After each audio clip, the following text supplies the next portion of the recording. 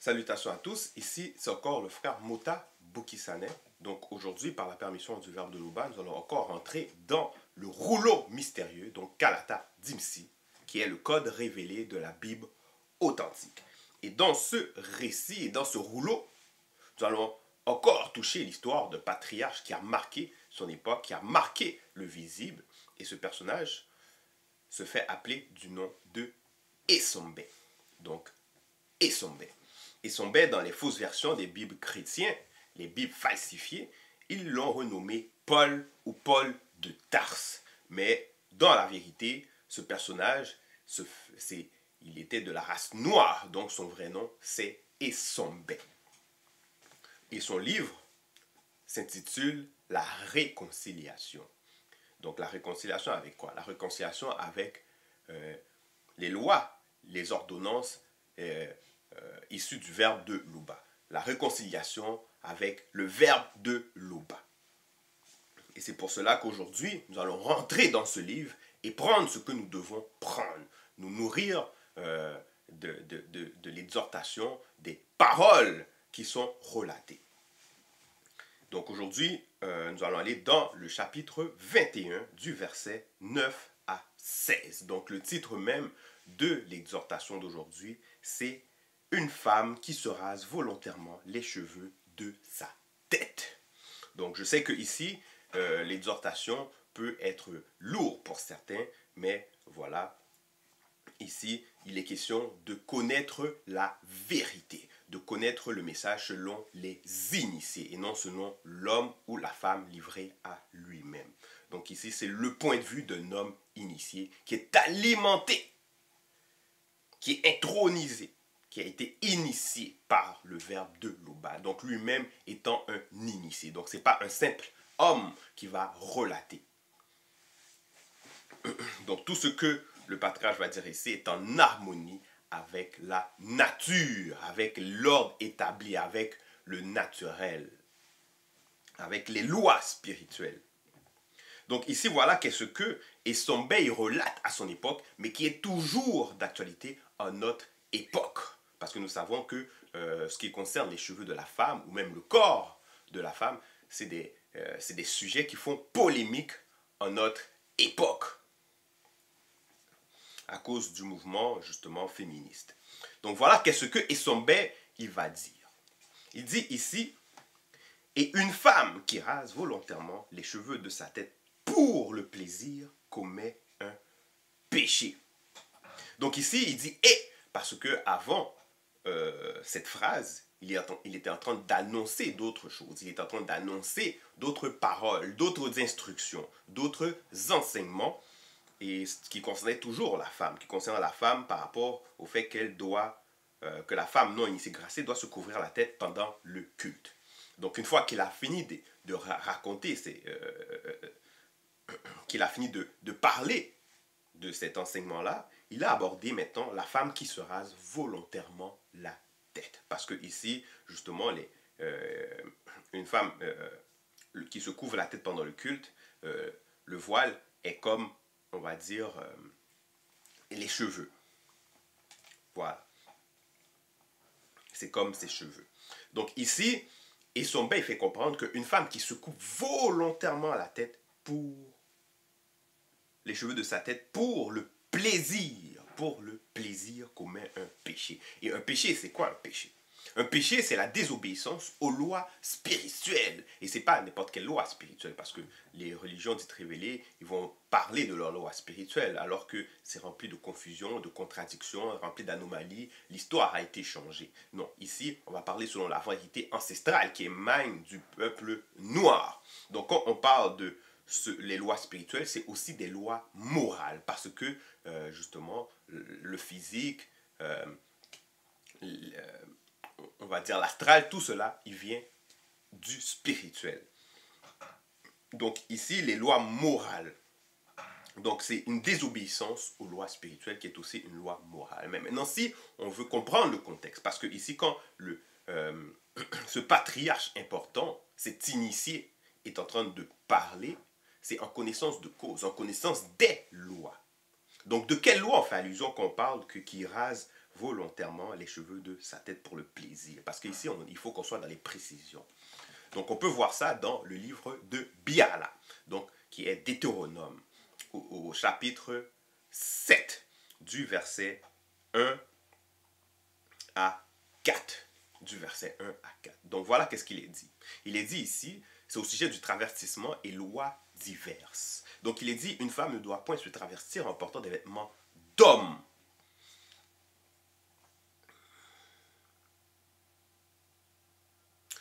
De même, un homme ne doit point se travestir en portant des vêtements et des bijoux de femme.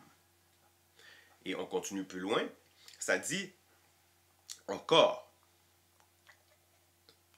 un homme ne changera point de sexe identique au sexe de la femme par toutes sortes d'opérations. Il en est de même pour une femme. Celui ou celle qui le fait est possédé par plusieurs races de démons et démons hybrides, hermaphrodites de haut rang. Un homme ne rendra point son physique identique à celui de la femme, d'une femme, car Muto qui est la femme, donc est issu de Moto, qui est l'homme, donc le premier homme, la première femme. Et de même, une femme ne rendra point son physique identique à celui d'un homme, donc car Muto, qui est la femme, a été façonné et modelé pour Moto, qui est l'homme, et non l'homme pour la femme. Donc voilà ici. Donc ici, on peut ceux qui vont écouter cette exhortation, ils peuvent sûrement se demander, mais pourquoi? En fait, c'est quoi le lien avec le fait qu'une femme qui se coupe les cheveux? Mais une femme qui se coupe les cheveux, ça a une portée symbolique. Ça donne une information, voilà, une information non verbale. Donc ici, quelle information que cela donne? Quelle information que cela donne? Cela donne comme information le fait que, justement, en fait, c'est un rejet même de sa nature féminine. Donc la fécondité et la dignité, épouse, mère, nourricière, gardienne de, on va dire, cette énergie vitale. C'est aussi la neutralisation ou l'appropriation du masculin. Donc, de la nature de l'homme. Et c'est un message aussi de rébellion. Beaucoup de personnes vont penser que c'est un message de rébellion contre la domination des hommes. Non, non, non, non. En fait, c'est un message de rébellion contre sa propre nature, avant tout. Ça veut dire qu'elle n'accepte pas qui elle est. Qui elle est. Donc elle va s'attribuer des caractères, et pas n'importe quel caractère. Pas n'importe quel caractère. Donc on va voir les caractères qu'elle va s'attribuer. Donc ici, on comprend comme ça que, justement, la femme ne doit pas se raser les cheveux de sa tête pour le plaisir. Pourquoi elle ne doit pas se raser les cheveux de sa tête? Parce que, justement, les cheveux, ils ont une symbolique. Donc quand la femme a été façonnée à partir de l'homme, elle a été façonnée d'une façon. Elle a été façonnée, justement, avec intention. Et dans ces intentions, il y avait aussi la chevelure. La chevelure qui, lorsqu'elle voilà, entretenue, pas les cheveux qu'on peut voir maintenant aujourd'hui par rapport à plusieurs femmes noires qui vont porter des faux cheveux ou bien même qui vont être mal entretenus. Non, ces cheveux-là étaient vraiment, voilà. C'était des cheveux crépus, mais c'était entretenu, c'était hydraté, c'était suave, ça avait des odeurs agréables. Donc ici, les cheveux, qu'est-ce que représentent les cheveux? Donc les cheveux longs de la femme symbolisent la fécondité, la santé, voilà, la fécondité, la santé. Et les cheveux longs, on peut même voir ça sur les moteurs de recherche, quand on fait des recherches par rapport aux cheveux longs, c'est associé à la féminité accomplie. Et c'est quoi la féminité accomplie? La féminité accomplie, c'est une femme qui est alignée avec sa nature. C'est-à-dire que son âme, son corps est en accord avec son esprit qui est alimenté par le verbe de loba. Donc elle est consciente de elle-même. Elle a accepté son rôle dans le visible et ce qu'elle doit accomplir dans le visible. Donc aussi des cheveux qui est bien entretenus, parce qu'il y a des femmes qui vont entretenir leurs faux cheveux, alors qu'elles auraient pu prendre ce temps pour entretenir justement leurs cheveux naturels, ben justement, normalement, une femme qui entretient leurs faux cheveux, ça témoigne justement d'un bon équilibre intérieur. De bon équilibre intérieur. Et on voit le résultat à l'extérieur. Donc, ça, on parle de là d'une discipline corporelle. Donc, c'est en cela que la féminité, nous savons que la femme, c'est comme un temple. Elle doit donner naissance. Donc, quand elle accueille la semence de l'homme à l'intérieur, cette semence va grandir. Donc, elle va multiplier. C'est ça, cette nature nourricière. Et on peut voir aussi que Mon, qui se fait appeler Salomon, il va parler de la femme initiée, donc la femme vaillante, de comment elle est. Donc on voit ici que c'est toujours cette même nature nourricière qui va toucher plusieurs facettes, que ce soit par rapport au travail, que ce soit par rapport à sa maison, que ce soit par rapport à plusieurs autres choses. Donc, donc justement, ici, c'est une forme de discipline. Et c'est en cela que lorsqu'elle se rase, puisqu'elle a été façonnée comme ça, et pour avoir l'apparence d'un homme, ben justement, il y a un rejet. Il y a un rejet. Elle est en train de se travestir. Volontairement. Elle est en train de se travestir. Parce que les cheveux, c'est comme aussi une parure. C'est comme, des vêtements. Donc ici, justement, une femme qui le fait, elle commet un péché. Parce qu'elle est en train de se travestir. Parce que le travestissement, c'est dans même le plus petit détail. Les plus petits détails. Et c'est pour ça que Isombe, il parle ici comme ça. Et maintenant, Isombe continue parce qu'il est conscient des réalités. Il est conscient de ce qui se passe dans ce monde. Et c'est pour ça qu'il rajoute ensuite, au verset 10, il dit, selon ce qui est écrit, parce que les filles non initiées de Wassé sont orgueilleuses et empêchées, et qu'elles marchent le cou tendu et le regard effronté, parce qu'elles vont à petits pas, et qu'elles font résonner les boucles de leurs pieds. Moudi Mabekok s'est dit rendra chauve le sommet de la tête des filles non initiées de Wassé, afin de représenter dans le visible l'image de leur péché. Moudi Mabekok s'est dit fera découvrir spirituellement leur nudité. Donc ici, justement, c'est pour faire suite au premier verset. Parce qu'il dit qu'il se rase volontairement la tête pour le plaisir comme un péché. Mais il y a des femmes qui ne se rasent pas volontairement la tête pour le plaisir, mais qui ont des cheveux comme, on va dire, un homme. Et là, ce n'est pas volontaire. Donc ici, Isombe, il explique la raison même, la cause initiale du pourquoi est-ce que ces femmes-là, ils ont des cheveux courts. Parce qu'aujourd'hui, en notre époque, beaucoup de femmes vont vouloir justifier le fait qu'il y a d'autres femmes qui vont couper leurs cheveux. Parce qu'aujourd'hui, beaucoup de femmes vont dire qu'ils sont au 21e siècle, que les croyances, ils ont évolué, la place des femmes dans la société a aussi évolué et leurs cheveux n'ont plus la même signification. Voilà qu'est-ce qu'ils vont dire. Ils vont dire qu'on ne détermine plus la valeur de la femme par sa féminité.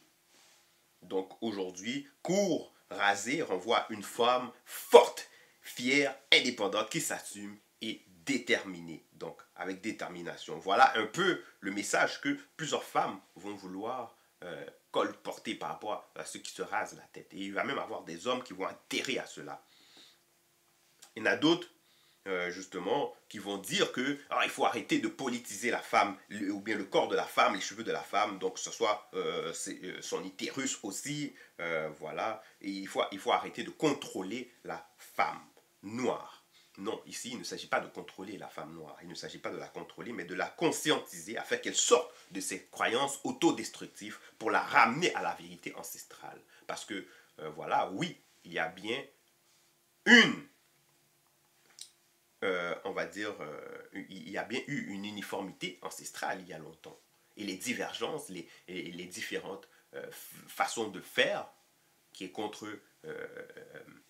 le spirituel est venue par la désobéissance.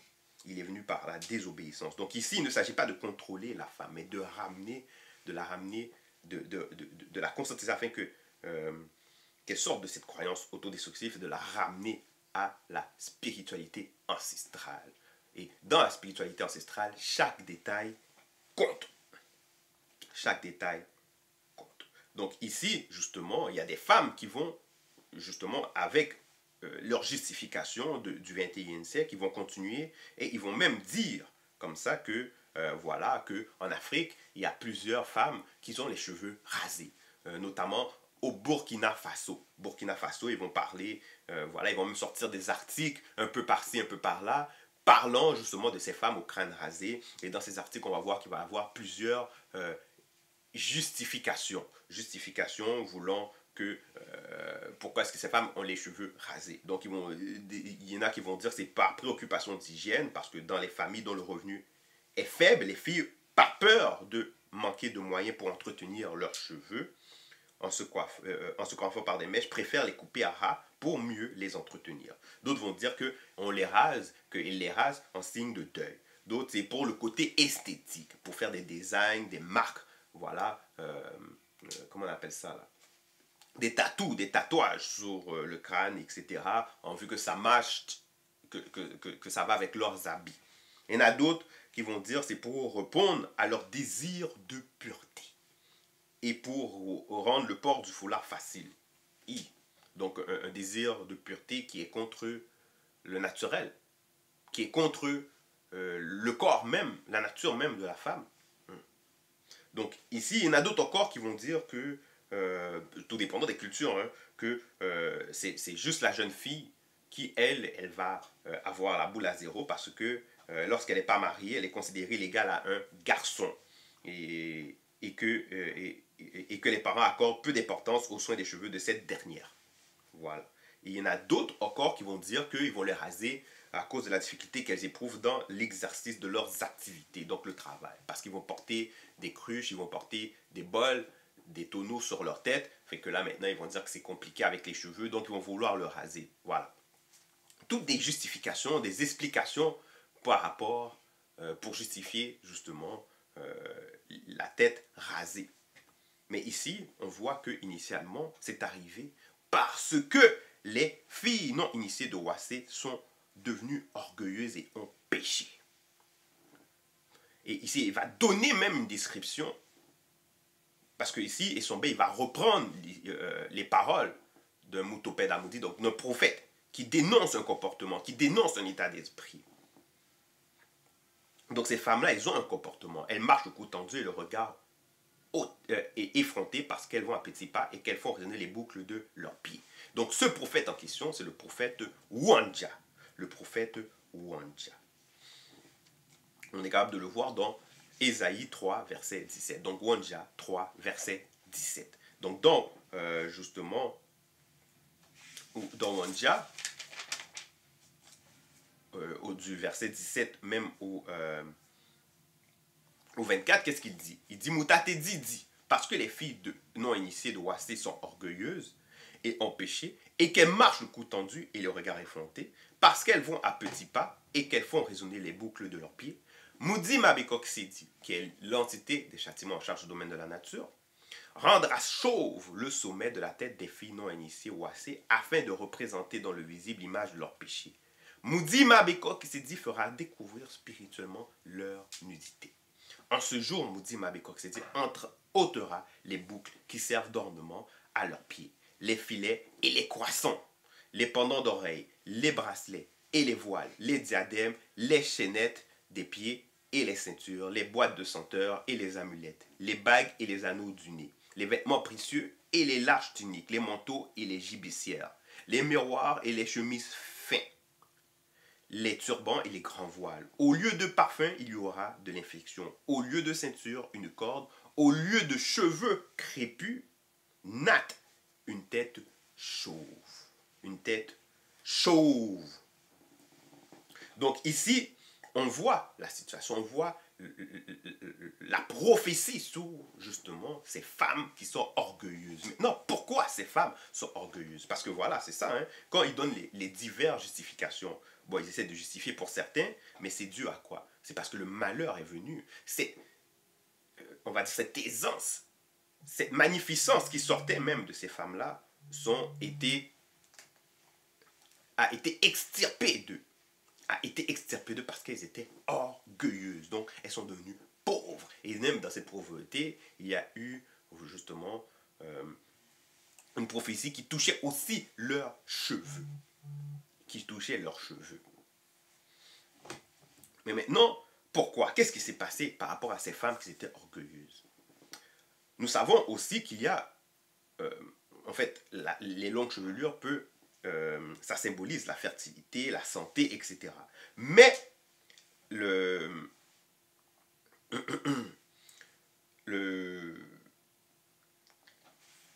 une longue chevelure, surtout bien entretenue, et cette femme, elle est consciente qu'elle est consciente que justement qu'elle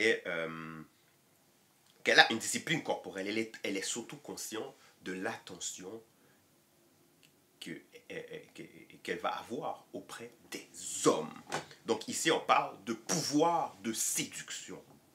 Donc elles sont conscientes qu'elles sont un atout de séduction naturel. Bon, j'ai dit ici naturel, quoique c'est pas naturel. Donc elles ont un atout de séduction. Donc elles savent que beaucoup d'hommes sont influencés par cette attirance physique. Donc elles vont user de ça. Elles vont user de ce comportement. Et c'est ce que, justement, Wonja, il dénonce par le cou tendu, le regard effronté, parce qu'elles vont à petits pas, parce qu'elles font résonner les boucles de leurs pieds. Donc voilà, parce que c'est ça, hein, ils vont faire un sourire, elles savent que un regard prolongé, un simple geste peut suffire à obtenir attention, service ou concession. Fait que voilà, fait que ici c'est un pouvoir. Et dans ce pouvoir-là, il va y avoir justement le contrôle des interactions qu'elle va vouloir avoir sur qui. Mais par rapport à l'homme, par rapport à avec qui qu'elle va parler. Par rapport à qui qu'elle va parler. Donc elles peuvent laisser espérer une possibilité romantique ou même voilà intime sans jamais se concrétiser. Voilà, parce qu'il y a des hommes qui vont vouloir même voilà faire des choses comme ça sans mariage, juste pour pouvoir faire. Ben voilà, ici, ils vont vouloir, justement, elles vont vouloir utiliser de ces affaires-là. Même s'il y a des hommes qui vont avoir l'intention de vouloir se marier, d'être avec elle, mais non, elle va utiliser cet homme-là pour ses besoins à elle, pour ses biens à elle. Donc, elle va les faire espérer une possibilité romantique de relation. Mais c'est pour, on va dire, garder ces hommes accrochés, disponibles, prêts à aider à toute éventualité, ou bien avoir des avantages matériels. Fait que, dans le fond, avoir des cadeaux, des invitations, faire des voyages, avoir des privilèges grâce à leur charme. Grâce à leur charme. Donc, et même dans la vie professionnelle, certaines vont jouer de leur charme, de leur image pour faciliter des opportunités, donc des négociations, des promotions, des contacts. Donc déjà, ça c'est un contrôle par rapport à l'interaction. Il y en a d'autres qui vont voilà, utiliser ce contrôle, ce pouvoir de séduction pour avoir une position de force psychologique. Et surtout si elle a un mari, mais sur son mari, ou bien sur l'homme qu'elle a, qui a été subjugué par elle. Donc l'homme attiré est parfois, c'est même parfois qui est aveuglé, va accepter d'elle des comportements qu'il n'aurait pas tolérés d'une autre femme, ou bien qu'il n'aurait pas toléré initialement. Donc voilà, fait que elle-même va se servir de ça pour imposer leurs conditions dans la relation ou même éviter la critique. Fait qu'ici, on voit qu'elle va changer le rapport de la relation. Elle va être une femme qui va manifester de l'autoritarisme. Elle va devenir autoritaire. Elle va devenir manipulatrice. Parce que ça, c'est une autre chose qui va sortir, la manipulation. La manipulation subtile aussi. C'est-à-dire qu'elle peut utiliser sa beauté pour se victimiser. Donc, elle va exagérer sa fragilité, elle va exagérer sa détresse pour susciter une protection masculine. Donc, voilà, fait qu'il y a tellement de choses qui viennent avec le fait que, voilà, ces femmes, elles vont faire, quand elles sont conscientes de leur beauté, elles vont prendre leurs cheveux, voilà, elles savent, on voit déjà même en notre époque, qu'est-ce qu'elles font, même quand elles mettent le faux cheveu. Quand elles mettent leurs faux cheveux, voilà, elles vont agir d'une façon, mais après ça, quand elles enlèvent leurs cheveux, c'est tout autre personnage. Donc ici, on voit que et Sombe, il a repris les paroles de Wonja, il est en train de dénoncer cela, ce comportement. Et c'est pour cela, justement, par rapport à le fait que cette femme, elle a commencé à s'auto-idolâtrer, donc avoir cette supériorité subtile sur l'homme. Elle a commencé à manifester du mépris, de la condescendance. Hmm? C'est pour cela que Moudi Mabekong-Sidi est intervenu. Pour justement faire en sorte qu'elles comprennent que par leur comportement, elles ont fauté. Et c'est pour ça que cette malédiction a découlé sur la génération prochaine. En tout cas, sur ceux qui n'ont pas pris conscience de leur état. Ça a découlé. Ça a découlé. Et c'est là que, voilà, on va entendre plein d'autres justifications qui vont sortir par ceux qui vont commencer à vouloir s'accommoder à leur état. Donc, ils vont pas être dans l'introspection. Ils vont commencer à s'accommoder. Donc, automatiquement, ils vont voilà, sortir des justifications. Ils vont vouloir faire en sorte que ce péché, ou bien ce fléau, devient une coutume, une culture. Voilà, une culture. Donc ici, Essombe, il dénonce cela. Il explique pourquoi est-ce qu'il y a des femmes qui ont les cheveux dont ce n'est pas volontairement. Mais maintenant, bon, la femme qui a ces problèmes-là, qui écoute la parole, qui accepte la vérité, il y a des façons aussi d'entretenir ses cheveux, sa chevelure, et de faire en sorte de stimuler la pousse, etc. Mais toujours en ayant l'humilité, en ayant la soumission issue du verbe, par rapport au verbe de Loba, en respectant le droit d'aînesse. Donc ici, c'est pour ça qu'Essombe continue et il dit, l'homme peut se couvrir la tête, sauf lorsqu'il prie ou enseigne par le mundi.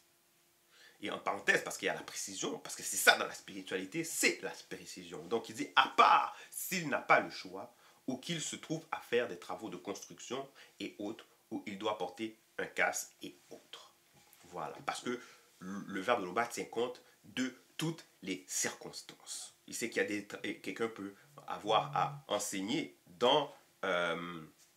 pendant qu'il est au travail, à exhorter pendant qu'il est au travail. Mais là, il peut pas, et son travail peut être dangereux, donc il ne va pas enlever voilà, son casque de construction.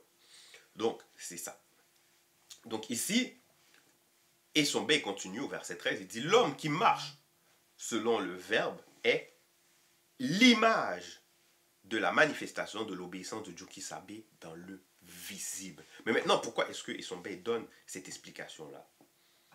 Cette explication-là, quand il dit qu'il est l'image n'est pas le modèle. L'image n'est pas justement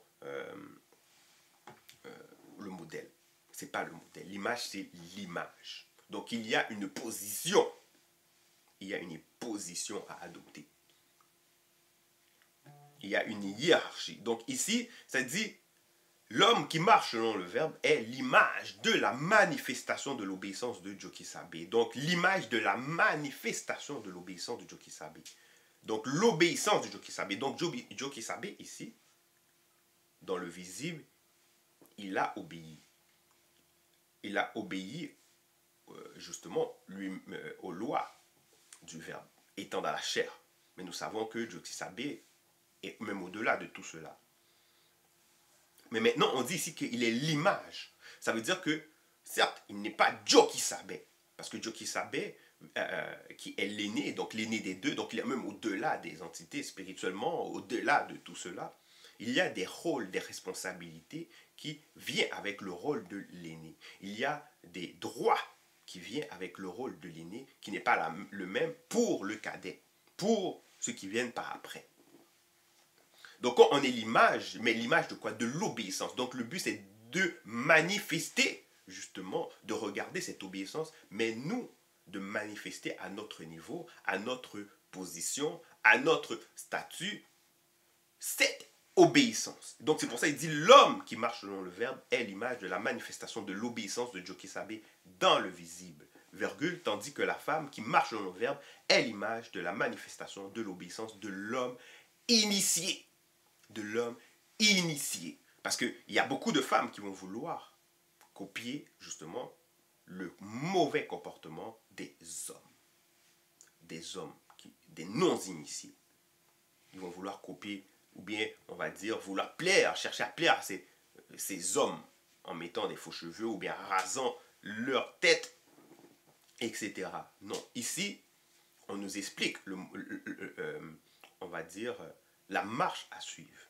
Donc, ça veut dire que, voilà, ici, on sait très bien que les femmes, de nos jours, elles veulent copier, elles veulent faire tout ce que l'homme, il fait. Mais il y a beaucoup d'hommes qui font des mauvaises choses. Qui font des mauvaises choses. Beaucoup font de mauvaises choses. Beaucoup vont être efféminés, d'autres vont avoir, voilà, des mauvais comportements. Voilà, ils vont dire ce sont des coureurs de jupons. Mais quoi, que la femme ne porte pas juste des jupes. Mais tout ça, c'est pour vous faire comprendre. Hein. Maintenant, il y a des femmes qui vont vouloir recopier ce modèle-là. Non, ici, on fait comprendre que la femme, tandis que la femme qui marche selon le verbe est l'image de la manifestation de l'obéissance de l'homme initié. De l'homme initié. Mais quand tu es la manifestation, quand tu es l'image de la manifestation, tu n'es pas toujours ce modèle. Tu n'es pas toujours ce modèle. Donc ici, Essombe va encore rentrer dans la précision et donner plus de détails. Il va dire, en effet, Moto n'a pas été tiré de Moto, mais Moto a été tiré de Moto. Donc on voit qu'ici, il y a une ordre. Il y a une ordre. L'image, ce n'est pas le modèle. Ça veut dire comme ça qu'il y a l'aîné, ensuite, il y a le cadet. Donc il y a des rôles et des responsabilités qui incombent de part et d'autre. Ce n'est pas le même poids. Ce que peut endurer, ce que peut faire l'aîné, le cadet ne va pas faire la même chose. Ils vont chacun obéir à leur nature, à leur corps, selon le verbe, à la loi, selon le verbe. Et c'est pour ça que ça dit, et Moto n'a pas été créé à cause de Muto, mais Muto a été créé à cause de Moto. Donc, c'est pourquoi la femme non initiée graciée, à cause du Moudi Mabeko qui s'est dit, doit avoir sur la tête une marque de dignité. Une marque de dignité. En marquant ses responsabilités lorsqu'elle prie ou qu'elle donne des messages de la vérité par le Mundi à d'autres femmes. Donc ici, c'est pour faire comprendre que, pour pas que, on va dire, ce sentiment de supériorité plus l'amener autre part, comme les filles non initiées graciées de Roissy qui sont devenues orgueilleuses, déjà par leur beauté, etc. Voilà. Donc, ne pas se laisser emporter et commencer à changer l'ordre établi, avoir un comportement contre nature. Donc, voilà. C'est pour ça que ça dit, c'est pourquoi la femme non initiée graciée, à cause du Moudima Bekoksidi, parce que si cette femme, elle manifeste justement ce comportement-là, Moudima Bekoksidi va frapper. Mais maintenant, vu qu'elle est non initiée, elle peut avoir un comportement, mais elle est en chemin de la sanctification, donc de dépouillement de la mauvaise nature. C'est pour ça que ça dit, elle doit avoir sur la tête une marque de dignité. Donc le sceau de la dignité, en marquant ses responsabilités lorsqu'elle prie ou qu'elle donne des messages de la vérité par le Mundi à d'autres femmes. Et en parenthèse, parce que c'est la précision, à moins qu'un initié en chef consacré lui donne l'autorisation, donc l'approbation, l'accréditation, le pouvoir, issu de Jokisabe et du deuxième. Toutefois, dans le secret mystérieux du visible, la femme n'est point sans l'homme, ni l'homme sans la femme. Donc ça veut dire comme ça que oui, la femme doit manifester on va dire, ce respect du droit d'aînesse dans ce qu'elle fait, mais en même temps, l'homme aussi. L'homme aussi, parce qu'il vient nécessairement d'une femme. Même si que plus tard, son physique va lui faire devenir imposant avec une force, mais il doit manifester le respect vis-à-vis de sa grande sœur, vis-à-vis de son aîné, de sa mère, etc. De sa grand-mère, ainsi de suite. Donc le respect même du droit d'aînesse. Donc voilà, ça c'est l'ordre qui a été établi par le verbe de Loba. Donc on voit ici cet initié en chef, Essombe, il relate justement cela, afin que nous puissions revenir à cet état de conscience initial, avant justement ces nombreuses cultures qui n'est pas selon le verbe. Donc Loba, l'unique créateur, est toujours glorifié.